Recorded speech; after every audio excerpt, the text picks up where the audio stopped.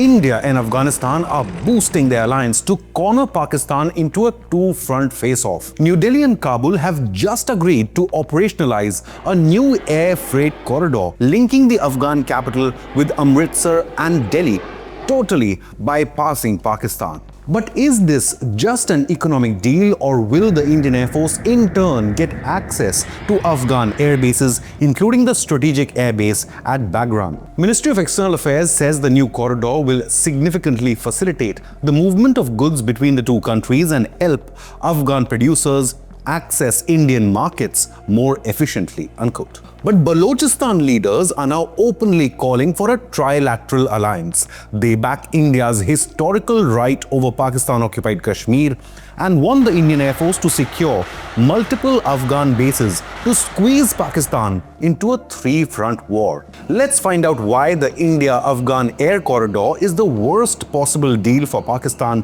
and why Bunker Munir will once again run to Big Daddy Trump to save Islamabad from its worst possible nightmare. We know how an Afghan migrant shot two US National Guards in Washington recently. Donald Trump has now turned his gaze once more towards Kabul and blamed Biden. At the same time, Donald Trump himself just hosted a former Al-Qaeda commander from Syria in the White House, as well as the Pakistan Army chief, the same military which had shielded bin Laden for years after the 9/11 terror attack in New York. If you understand Trump's strategy, then feel free to comment below. But our focus is on the new India-Afghan deal, which is giving Munir and company some sleepless nights. Now, if you search the term Operation Sindoor, then you will see that 2 of the top 5 ranked stories in Google News videos are our news reports. I am Shobhit Mittal, and I request you to subscribe to Inconnect News if you haven't done already for the most informative content on Indian defense, geopolitics, and economy. So let's quickly try and understand the details of the new India-Afghan alliance. The two nations will now post commercial representatives at their respective embassies and set up joint chamber of commerce and industry. M. Anand Prakash, Joint Secretary at the Ministry of External Affairs, confirmed, quote, "I am pleased to announce that the air freight corridor on the Kabul-Delhi sector and Kabul-Amritsar routes have been activated and cargo flights on these sectors will commence very soon," unquote. According to an Economic Times report, air courier services will also begin between New Delhi and Kandahar, as well as Kandahar and Amritsar later. All this is to counter Pakistan's efforts at blocking humanitarian supplies and trade to Afghanistan by closing all land border trade routes. Afghanistan's Minister of Industry and Commerce, Al-Haj Nuruddin Azizi, had visited New Delhi last week to meet India's Commerce and Industry Minister Piyush Goyal. Currently, bilateral trade stands at just $1 billion, which is far below potential. In fact, India's External Affairs Minister S. Jaishankar also met with the Taliban minister. Jaishankar wrote on X, discussed ways to strengthen our trade, connectivity and people-to-people ties, reiterated India's support for the development and welfare of the people of Afghanistan, unquote. Afghan leader Azizi revealed the air freight for exports from Kabul to Delhi has been reduced to $1 per kilo and imports from Delhi to 80 cents. Tariffs will also be reduced, unquote. You wouldn't believe it, but Taliban is offering free land allotments for Indian companies to set up in Afghanistan. Taliban has assured power supply and proposed 5-year tax holidays. The Afghan leader has also urged the Afghan Sikh and Afghan Hindu refugees living in India to return to their homeland. He made an urgent plea stating, "We request all the Indian community in terms of industrialists, traders, that they should visit. If not, at least those Sikh and Hindu communities who have come from Afghanistan, please give them back to us. We invite them to come to build Afghanistan and build one more time together with the Afghan private sector and Afghan people. Build Afghanistan once again," unquote. Kabul is looking to import Indian medicines, machinery and textiles. The Taliban administration has proposed to subsidize Ariana Afghan Airlines and support other private carriers, thus making freight affordable. Afghanistan is looking at sea routes as well via Iran as cost-effective alternatives via the Pakistani land routes. Government sources revealed to news agency PTI that the move aims to push bilateral trade beyond the pre-2021 level of over $1.8 billion by fully operationalizing the Chabahar port route through Iran and easing customs and banking procedures. Reportedly, Afghanistan has requested a dry port, a cargo handling and customs port in Chabahar. Another crucial factor is rare earth mining. Afghanistan has offered equal trade access to all, signaling that India remains a preferred partner due to its technological edge and competitive pricing.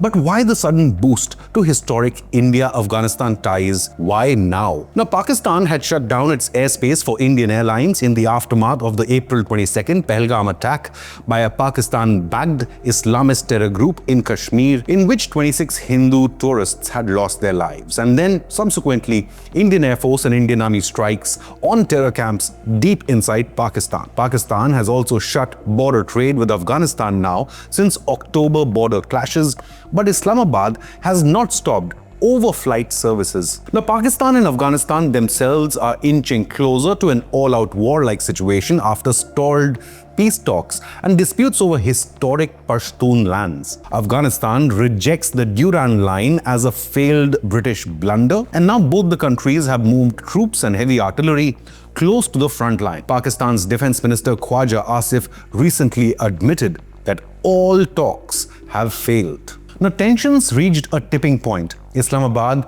carried out deadly overnight airstrikes in Kabul and 3 eastern Afghan provinces, leading to the loss of life of 10 people. This was during Afghan Foreign Minister's historic visit to India and was seen by the Taliban leadership as a warning shot fired by Pakistan. UNICEF later revealed how Afghan children lost their lives in Pakistani airstrikes, while at least 3 cricketers also became casualties of Pakistani airstrikes on a sporting complex inside Afghanistan. As always, the Pakistan Air Force had missed its real target, the leader of the TTP, Noor Wali Mehsood, who later released a video message claiming to be safe as well as being inside Pakistan. Taliban retaliated with attacks on Pakistani checkposts. Videos emerged of blindfolded Pakistani troops which had been captured by the Talibani soldiers. Both the sides suffered dozens of casualties in the conflict. Following this, there has been a spate of attacks inside Pakistan with suspicion on the TTP.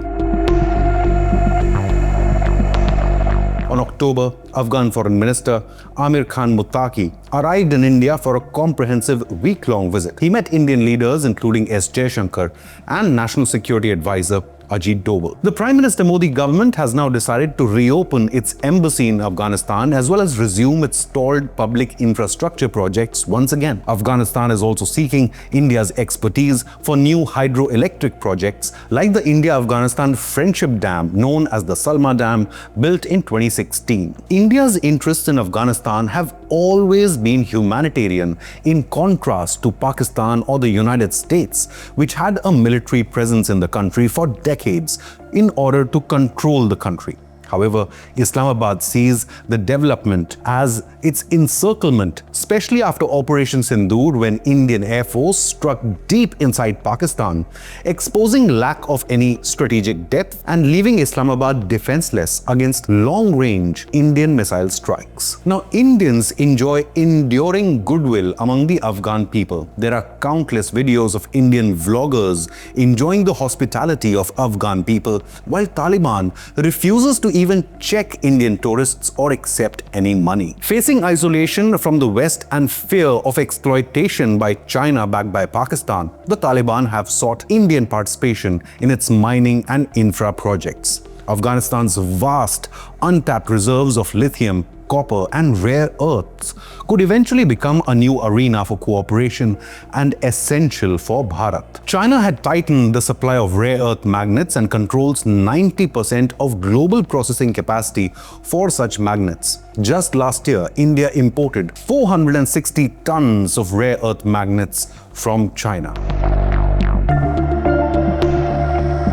Social media, meanwhile, is abuzz with reports of India gaining access to the strategic Bagram Air Base inside Afghanistan after exiting the Tajikistan's Aini Air Base. Although the development has been denied by Kabul, unverified reports are still buzzing on social media. Now, Bagram Air Base was once the nerve center of US and NATO operations inside Afghanistan for purpose of intelligence, logistics, and counter-terror operations. This strategic airbase lies just 60 kilometers north of Kabul, close to the Hindu Kush Mountains, and is within striking distance of Pakistan and Chinese borders. Surprisingly, Balochistan leader Mir Yar Baloch appeared to confirm Indian military access to Bagram. Baloch added, "In Afghanistan, India should seek at least 10 additional air bases alongside Bagram to initiate operations from Afghan territory and should supply the country with defensive systems and long-range missiles to secure its airspace